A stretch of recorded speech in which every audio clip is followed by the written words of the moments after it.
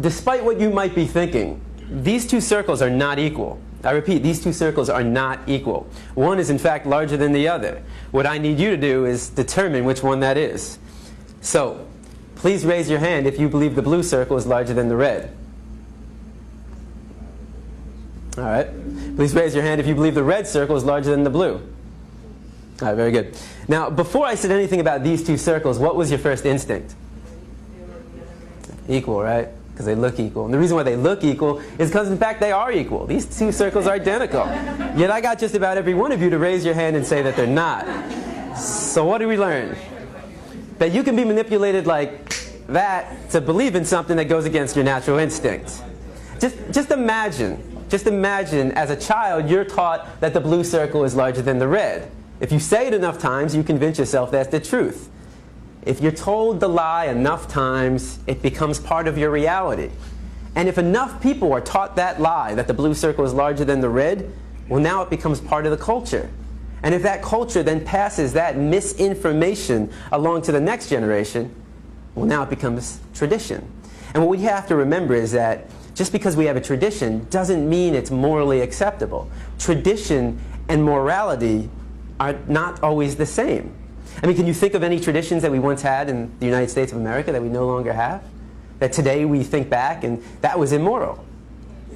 Slavery, right? Less than 200 years ago. And that was a tradition. So the traditions we have today doesn't necessarily mean they're morally acceptable. And as we evolve as a culture, so do our traditions. Now, The Matrix is a story. It's a story. When told enough times to enough people, it becomes part of that culture. It becomes the tradition. And this story is being told over and over every day.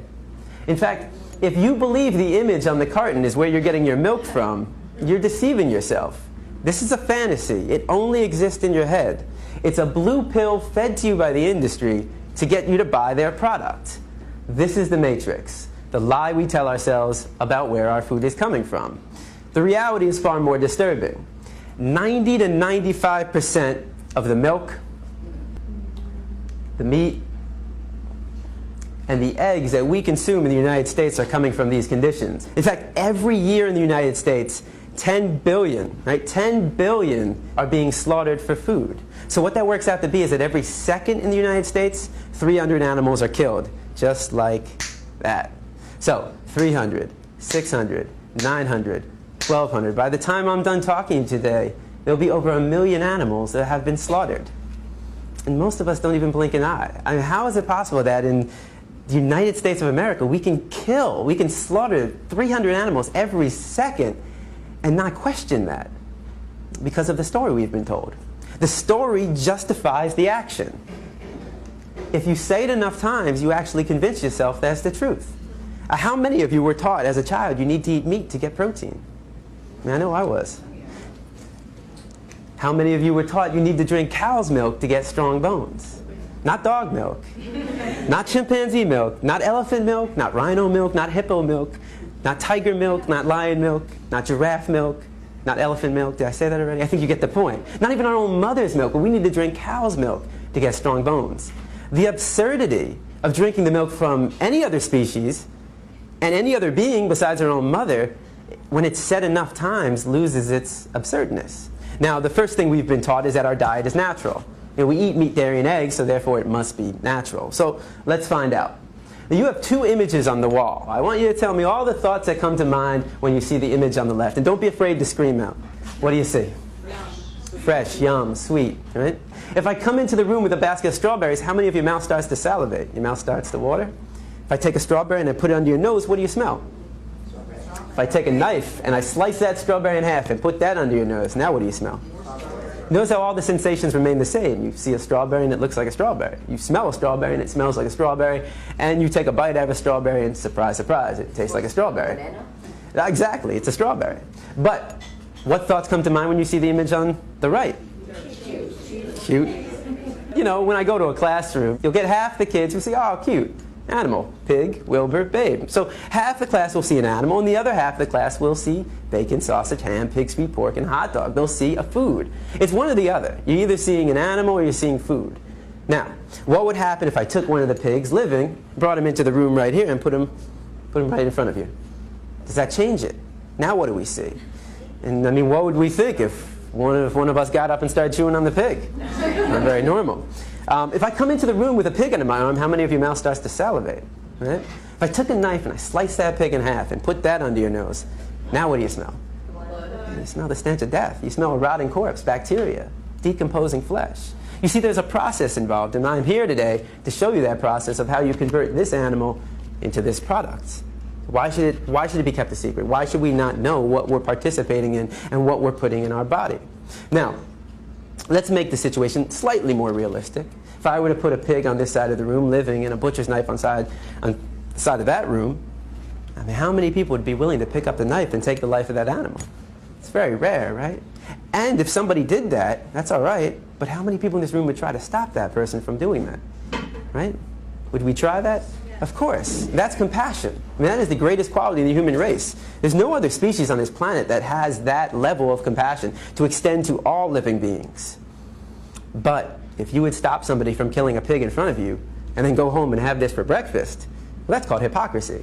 You know, just because it comes in a nice, neat package all dressed up in your supermarket, just because you didn't take the knife and shove it through their jugular, just because you didn't get blood on your clothes, and just because you didn't hear their screams doesn't mean you didn't participate in the killing.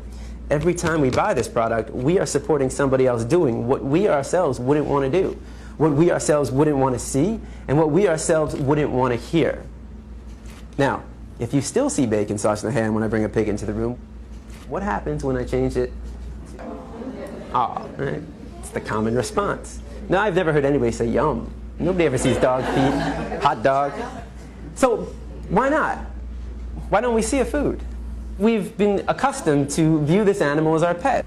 The cultural story for us is, this is your pet. In another culture, certain parts of the world, they eat cats and dogs. That's their culture. That's their story they've been told. And how do we feel about that? A lot of people think it's disgusting. Right? I imagine every one of you probably thinks it's disgusting to eat a dog. Why would it be disgusting to eat this animal and not disgusting to eat this animal? Why would it be wrong to eat this animal and right to eat this animal? And most importantly, why would it be wrong to kill this animal and right to kill this animal? Culture. It's culture. It's the story. It's the matrix that we've been told. But culture is just a story. That's all it is. It's just make-believe. What I'm concerned with is what is natural to the human species. Because every culture has a different story. So let's take a 3-year-old from any country in the world, and you put that 3-year-old in a room, and you line up 5 animals in front of that 3-year-old.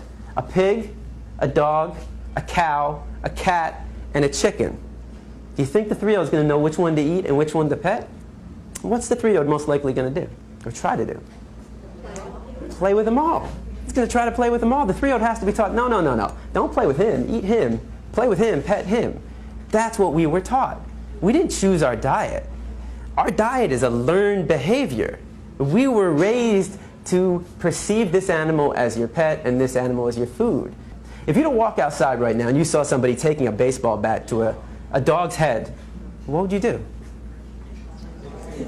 You take action. At the very least, you'd call the police because you recognize that as a violation of this animal's right to be free from harm. Now, if you were to walk outside right now and you saw somebody taking a baseball bat to a pig's head, would your emotional response not be the exact same thing? Of course. Because the question for you is, what's the difference? What's the difference between the two? Right? Is there a difference? You might think one is cuter than the other. But that says more about you than anything about these two animals. You know, a lot of kids will say, well, the nose looks different. But I say, but they both got a nose to smell. Some kids will say, well, he's got hooves and he's got paws. I say they both got feet to walk and run. Some kids say, well, his ears are going up and his ears are flappy. They both got 2 ears to hear. They both got 2 eyes to see. They both got a heart to beat and a mind to think. And the reason why we would take action for both of them is because we recognize the equality between them and not the difference. Any difference is insignificant. The similarities, though, are striking. We know they're equal, yet every time we sit down for a meal, we create that separation. We create that inequality.